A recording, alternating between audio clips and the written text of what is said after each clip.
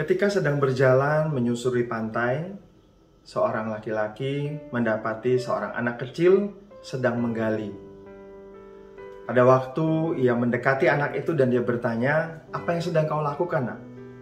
Anak itu menjawab, "Aku sedang membuat lubang untuk memasukkan seluruh air laut ke dalam lubang ini." Laki-laki itu tertawa. "Bagaimana mungkin kamu bisa memasukkan air laut yang begitu besar, begitu banyak ke dalam lubang yang kecil?"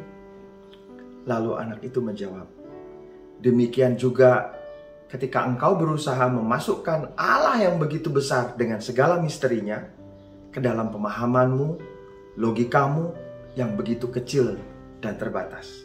Shalom, Bapak, Ibu, Saudara-saudari terkasih. Berjumpa kembali dengan saya, Fransiskus Fransje, dari PDKK Santa Maria, Paroki Roh Kudus, Katedral Denpasar, dalam program Renungan Harian Geni. Hari ini, Minggu 30 Mei 2021, pada perayaan Hari Raya Tritunggal Maha Kudus, kita akan bersama-sama membaca dan merenungkan firman Tuhan. Bacaan Injil pada hari ini dipetik dari Injil Matius, pasal 28 ayat 16 sampai dengan 20. Dan ke-11 murid itu berangkat ke Galilea, ke bukit yang telah ditunjukkan Yesus kepada mereka. Ketika melihat dia, mereka menyembahnya, tetapi beberapa orang ragu-ragu. Yesus mendekati mereka dan berkata, "Kepadaku telah diberikan segala kuasa di sorga dan di bumi. Karena itu pergilah, jadikanlah segala bangsa muridku, dan baptislah mereka dalam nama Bapa dan Anak dan Roh Kudus, dan ajarlah mereka melakukan segala sesuatu yang telah kuperintahkan kepadamu. Dan ketahuilah, aku menyertai kamu senantiasa sampai kepada akhir zaman." Bapak, Ibu, Saudara terkasih di dalam Kristus, hari ini kita membaca Injil mengenai pesan terakhir Yesus, atau yang sering dikenal dengan amanat agung. Yesus memerintahkan murid-murid untuk pergi, menjadikan segala bangsa murid, membaptis mereka, dan mengajarkan segala sesuatu yang telah diajarkan Yesus kepada mereka. Kita yang telah memberi diri untuk percaya kepada Yesus melalui pemberitaan pewartaan yang kita terima sebelumnya, dan kemudian memberi diri untuk dibaptis, kita dibaptis dalam nama Bapa dan Putra dan Roh Kudus. Apa maknanya? Maknanya seluruh hidup kita telah ditandai dengan misteri Allah Tritunggal. Banyak orang bertanya-tanya mengenai mengapa seakan-akan kita menyembah tiga pribadi Allah. Apakah kita tidak menyembah satu Allah yang esa? Bapak, Ibu sekalian, kalau kita baca pengajaran yang ada di dalam Katekismus Gereja Katolik, kita akan dapat menemukan begitu banyak penjelasan. Atau juga kalau kita membaca tulisan dari Bapak-Bapak Gereja, mereka mencoba menjelaskan tentang misteri Tritunggal Maha Kudus, Bapa, Putra, dan Roh Kudus dalam berbagai macam cara. Supaya apa? Supaya kita yang beriman kepada Allah Tritunggal dapat memahami secara sederhana. Bapak, Ibu sekalian, ada banyak analogi yang bisa kita baca mengenai misteri Tritunggal Maha Kudus. Misalnya, ada ilustrasi mengenai matahari. Matahari kita merasakan sinarnya, kita merasakan pancaran sinarnya, energi panasnya, dan sebagainya. Tapi apakah matahari hanya melulu mengenai sinar, melulu mengenai panasnya, hanya mengenai energinya? Kita melihat semuanya ini merupakan satu kesatuan untuk menjelaskan hakikat dari matahari itu sendiri. Atau analogi yang sangat sederhana. Saya memiliki seorang anak. Anak saya memanggil saya dengan sebutan ayah. Tapi sekaligus saya juga merupakan anak dari orang tua saya. Mereka memanggil saya dengan sebutan anak. Saya juga merupakan saudara dari adik-adik saya. Maka mereka memanggil saya dengan sebutan kakak. Yang menjadi pertanyaan, apakah ayah, anak, dan kakak ini merupakan 3 pribadi yang berbeda? Tidak, karena hakikatnya saya adalah seorang ayah bagi anak saya, seorang anak bagi orang tua saya, dan seorang saudara bagi saudara-saudara saya. Tetapi semuanya itu pada hakikatnya adalah satu. Bapak, Ibu, saudara terkasih, memahami misteri Allah Tritunggal bukanlah sesuatu yang mudah untuk kita pahami. Mengapa? Kendati begitu banyak penjelasan mengenai misteri Allah Tritunggal, namun sesungguhnya tidak dapat pernah bisa menjelaskan tentang misteri yang terkandung di dalam iman kita ini. Ketika Allah sudah bisa dipahami dan dijelaskan, maka ia bukan lagi Allah. Demikian yang ditulis oleh Santo Agustinus. Lantas, bagaimana sikap kita?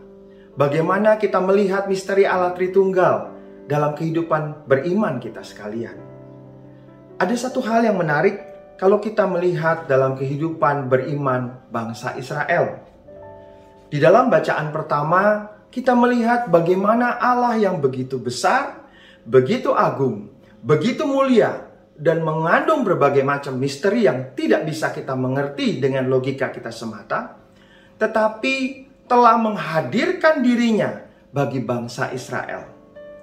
Allah yang begitu besar mau hadir bersama dengan perjalanan iman bangsa Israel dan menghadirkan diri dalam relasi yang sangat intim dan mendalam, yaitu sebagai seorang bapa dengan anaknya.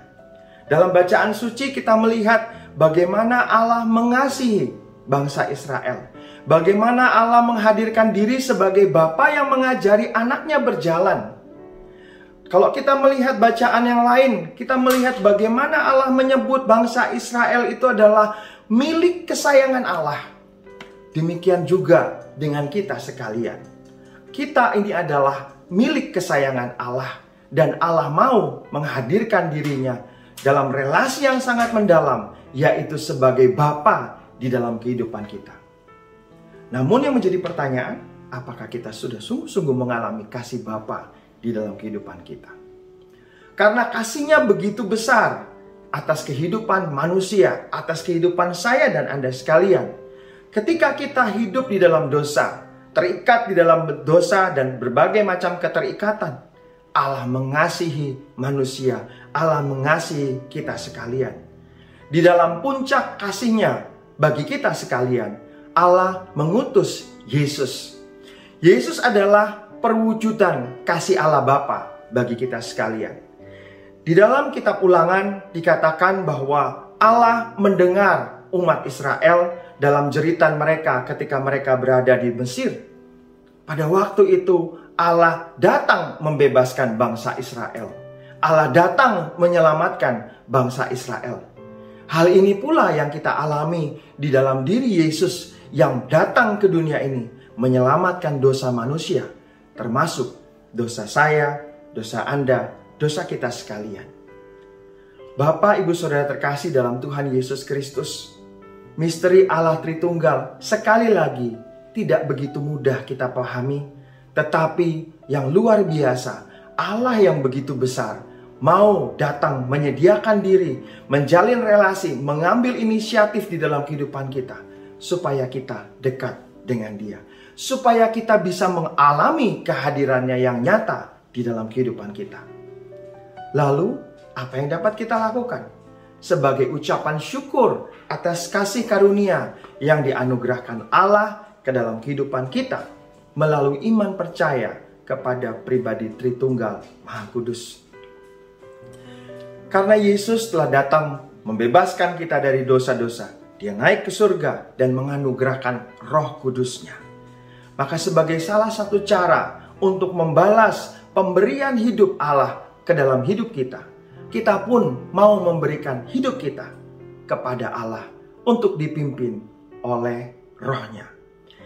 Di dalam surat Rasul Paulus kepada jemaat di Roma dikatakan, semua orang yang dipimpin Roh Allah adalah anak Allah.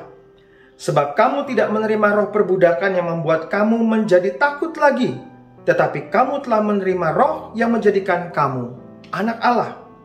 Oleh roh itu kita berseru, ya Aba, ya Bapa. Bapak, Ibu, Saudara terkasih, gambaran tentang Allah yang mau hadir di dalam kehidupan kita, yang kita baca di dalam kitab Perjanjian Lama, seperti seorang bapa dengan anaknya. Pada waktu kehadiran Roh Kudus di dalam kehidupan kita, yang kita alami melalui sakramen baptis dan diteguhkan melalui sakramen krisma, Roh Kudus itu menegaskan kembali, memeteraikan kembali hubungan kita dengan Allah sebagai Bapa. Kita ini adalah anak-anak Allah oleh karena iman percaya kita kepada Yesus dan kepada Allah. Maka kita pun boleh memanggil Dia dengan sebutan Allah Bapa. Bapak Ibu sekalian, memang misteri Tritunggal Maha Kudus tidak dapat dengan mudah kita pahami dengan logika semata-mata. Tetapi Allah telah memberikan iman ke dalam hidup kita masing-masing, ke dalam hati kita masing-masing.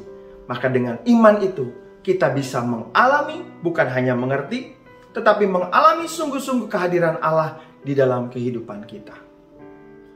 Jadi, marilah kita sekalian bersyukur atas anugerah iman yang sudah dikaruniakan ke dalam kehidupan kita, seraya membuka hati kita untuk mengalami kehadiran Allah Tritunggal, Bapa, Putra, dan Roh Kudus di dalam kehidupan kita sehari-hari. Seorang anak menggali lubang untuk memasukkan seluruh air laut ke dalam lubang itu. Bapak Ibu terkasih, bayangkanlah bahwa kita adalah butiran-butiran pasir itu. Kita sesungguhnya sudah diliputi oleh kehadiran, kasih, dan kuasa Allah Tritunggal Maha Kudus. Tapi, apakah kita sudah sungguh-sungguh menyadari hal ini? Apakah kita sudah sungguh-sungguh membiarkan hidup kita dipimpin oleh Roh Allah, sehingga membuat kita dapat mengalami kepenuhan hidup di dalam iman percaya kita kepada Allah Tritunggal Maha Kudus. Mari kita berdoa. Dalam nama Bapa, Putra, dan Roh Kudus. Amin.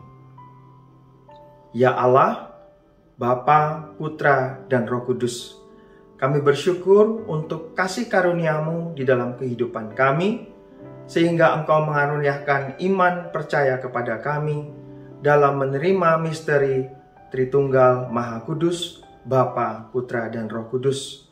Kami menyadari keterbatasan kami dalam memahami misteri ini.